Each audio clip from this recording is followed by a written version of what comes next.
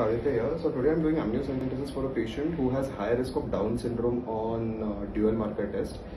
She's a 33-year-old female, gravida 2, para 1, living 1 with previous vaginal delivery. So what I'm doing right now is amniocentesis followed by chromosomal microarray and QF-PCR.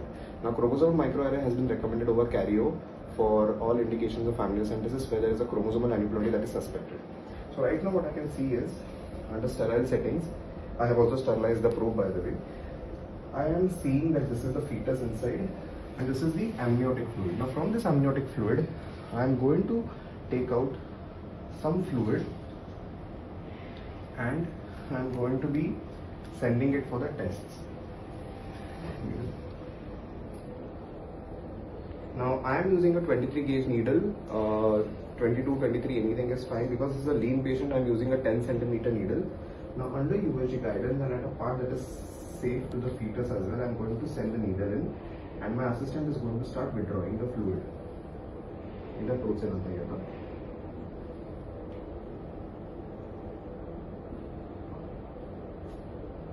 Now you can see the tip of the needle.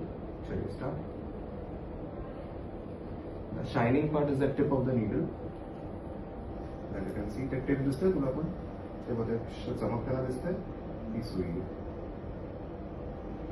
and this is a 10 centimeter three-way that we have taken.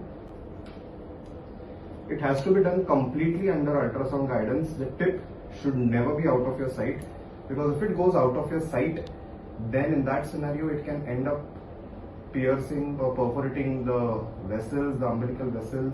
It can even prick the fetus. The tip is being visualized continuously by the ultrasound. Thankfully, the placenta in her case is not anterior, so it has made my work easy. You have to avoid going through the placenta or it leads to maternal cell contamination and also a bit of bleeding in the amniotic fluid. So now under visualization, I am going to be removing the needle.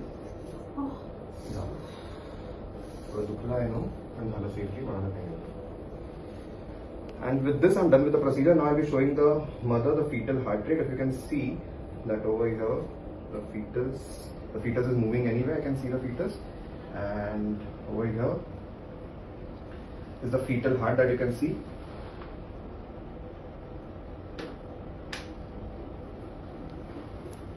This is the fetal heart rate. Okay, and we are successfully done with the amniocentesis. Now I have made a set of few questions that people commonly have about invasive procedures if you all intend to do it at your center. So I'm going to be answering them one by one. So the first question is, who can do amniocentesis? So the PCP&T Act explicitly says that if you are someone who has been a part of 20 procedures of any kind, it can be CVS, amniocentesis, fetal reductions, chordocentesis, anything, or if you're a radiologist who has worked at a center that does these procedures for 6 months, or if you have a degree or diploma in that, then you are entitled and you can do these procedures. The next question is, do you need any particular certification? Yes. So as for PCP&T Act, you have to, if your ultrasound center is already functional, then you have to apply through Form A for registering your center as a genetic clinic. Once that is done, you will be able to do it. You do not need any separate training for that or any authorization of any particular OBGY body for you to be able to do these procedures. All you need to do is you have to register your center as a genetic clinic.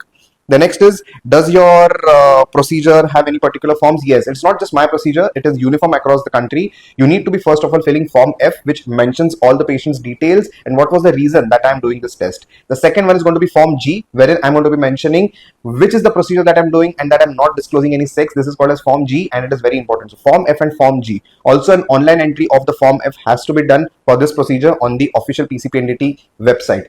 Apart from these two forms, I have a separate form of mine wherein I've enlisted all the complications that are possible, and it's a form for consent of amniocentesis that I take at my center. Apart from that, you also need to be putting in a test requisition form, which is basically a form that is given to you by the lab, the genetic lab where you're going to be sending these samples to, and then you're going to write about the patient, about the reason you're doing the test and the exact test that you're going to be conducting on the patient. Apart from that, a prescription which mentions about what was recommended, what was the counseling done, and basically a prescription of the test that you have recommended or advised the patient, and along with that the screening test that came out to be positive, for which you are now going to be doing this procedure. So all of this has to be there in that bundle. Now if you all want a link that I have prepared for the forms that I have at my center for you to start using them yourself, then you have to comment amnio, you have to like and share this video for that as well, and I'll send you the link in your DMs. The next question is, what are the instruments that are needed? Very simple. First of all, do it in a sterile OT. If you are doing it, you can do it in your OPD setup. It is of course preferable if you're doing it in an sterile OT setup. The instruments that I use is, I can be using a spinal needle of 22 or 23 gauge. 23 is a little less painful. Apart from that, if the patient is a little too obese, then a 10 centimeter needle may not suffice. You may need a 15 centimeter needle. It is also called as a chibas needle, so you can use that. I use a 10 centimeter extension to avoid jerks when the aspiration is going on, especially because if my assistant is aspirating and they tend to leave the plunger, it might just jerk the needle. So to avoid that, I use a 10 centimeter extension of a 3-way valve. Apart from that, 120cc syringe. You may have one more syringe of 1 ml wherein you are taking the first sample and discarding it. It's not mandatory, it's not recommended. I just do it to reduce maternal cell contamination. But this is all that is needed, of course, apart from a sterilized ultrasound probe to do the procedure.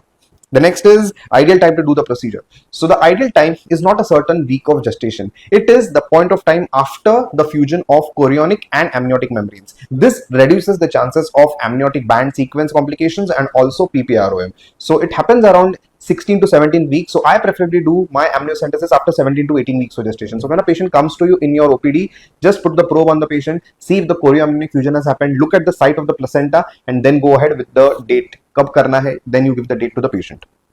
The next is anterior placenta, what to do? A good question. You don't have to worry about it. If you're finding the placenta anteriorly, try to go a bit lateral and try to see if there is a window. If you cannot find a window to go and not pierce the placenta, then it's okay to go through the placenta. If you go through the placenta, make sure that you are doing the procedure in one go. You're not doing multiple pricks. Why? Because when you do multiple pricks, the blood that is going to come from the placenta is going to contaminate the amniotic fluid, and that contamination is going to spoil your sample, especially if you're doing QF-PCR, CMA, or whole exome sequencing, because these samples cannot be processed with maternal blood or maternal cell contamination. So just make sure that you're doing that. Otherwise, you don't need to worry. The placental site where you have put the needle in will get healed by itself. The next is, do I have to discard the first sample? It is all up to you. I do it. You may or may not do it.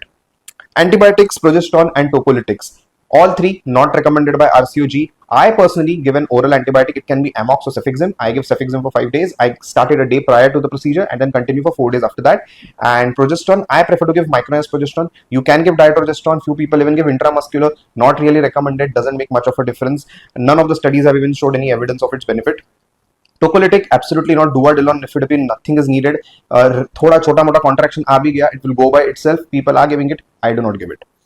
You can in fact bring down the cost of the procedure by 500 to 1000 rupees by just cutting down on all these unnecessary medications to the patient.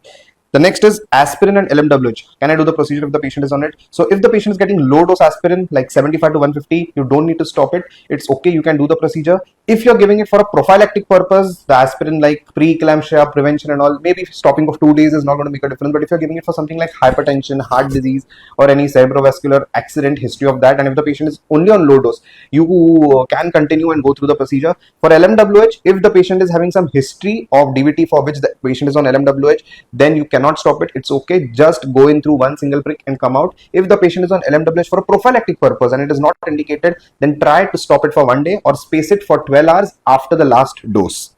What if it touches the baby? Not much. It's just a needle. If it touches the baby, it is going to graze on it, might just cause an abrasion, but it is going to get better by itself. If you are stably holding the needle, the spinal needle, the baby is going to keep moving, the baby is going to hit its arm on it. It doesn't make any difference. If it hits, it's okay, but try to actively avoid touching the baby with it. But even if it hits, don't worry, it won't cause any major issue. Precautions to be taken. The most important precaution is your asepsis. I clean the patient with povidone iodine followed by spirit and then finally by sterile saline, and then I start the procedure.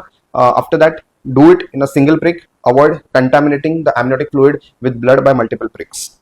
Post-operative admission, not needed. I keep the patient for an hour and a half after the procedure. It is just for observation. The patient can come to you with a morning breakfast. They can have the meal immediately after that. It's something just like a blood sampling where you are just taking out the fluid from the abdomen. So no such post-operative admission is required unless you have some insurance-related reasons that you are keeping the patient admitted for.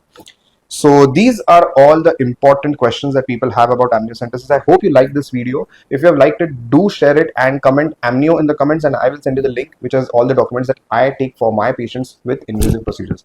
Thanks to staff nurse Swati and staff nurse Sapna, along with our OT staff of the OVA Care, where I got an excellent setup to do all these amniocentesis and all the procedures. And keep watching Conceptual and Dr. Aditya. I'll keep coming with more such videos.